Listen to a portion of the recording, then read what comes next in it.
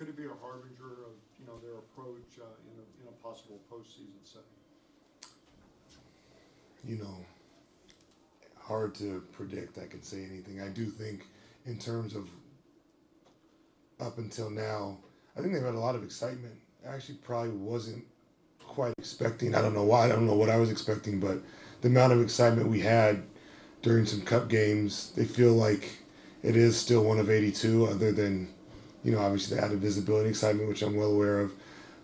But especially early on, I don't even know who we played first. Maybe it was Houston. Yeah, that's a big win. Like, you beat a good team, it's always, but there was a little added just, cup awareness in the locker room and discussion. And so I thought that was cool. And obviously the league's done a really good job with it. And I'm sure they're pretty happy with the attention and the excitement that surrounds it. So when the season started, you had De'Aaron, Dylan, Steph. They're all at different points of their career. So we're like, all right, it's going to take some time for them to kind of need the ball all the time. And it turns out they're all scoring like crazy right now. So now that they're all back, how are you figuring out how to balance the offense when all three of these guys could easily eat up touches and shots? Yeah, I think there'll be just a combination of allowing time to dictate some of that development, and then obviously put those guys in positions at times, whether it's with or without the basketball, to be able to make plays or help their teammates to make plays and be ready to play off their teammates.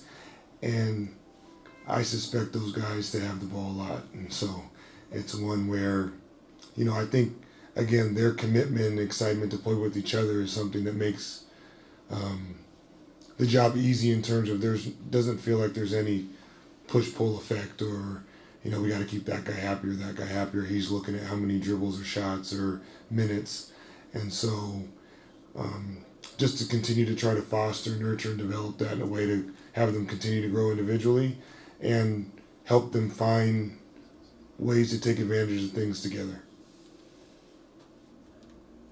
How have you seen Dylan through the course of the season kind of figure out when to look for his, when to look for others, when to be aggressive, when to slow it down? Yeah, it's crazy because he's played like 10 games. Yeah. He's got a great feel. He continuously tries to make the right play. He lives in the paint.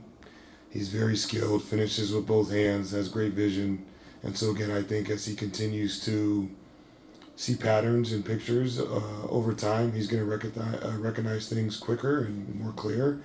And I see him just continuing to improve in that area.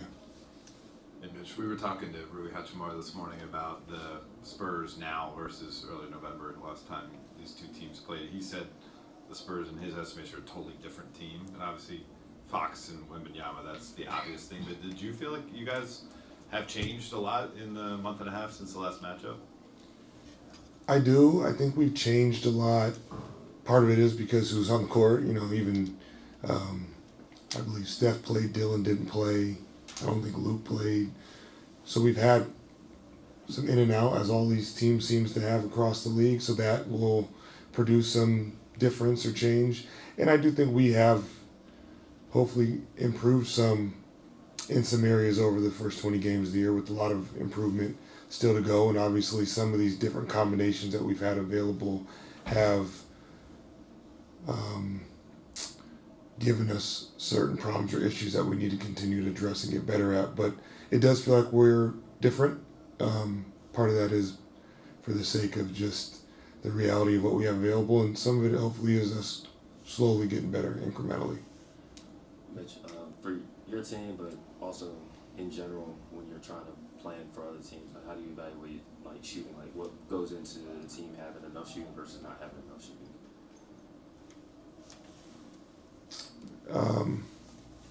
I think sometimes shooting can be a little overblown, in the sense that guys have gotten so good in this league, it feels like it's as much about, can the offense produce certain shots? I think there's been years where if you look at some of the teams with the best shooting in the league, you wouldn't line them up at LA Fitness and say they got the 9 best shooters, that's why they have the best percentage. And when you watch them over time, a lot of times it will go into their pace, spacing, passing, a lot of the things around the shooting. But these guys are going to make open shots. When I say these guys, it's almost everybody in the league. And so I think a lot of times over time, the shooting is a byproduct of the things that go into it or before the shooting.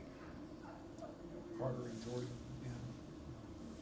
Jordan, Still waiting final word on those, I believe, but hopefully so. Easy. Thank you.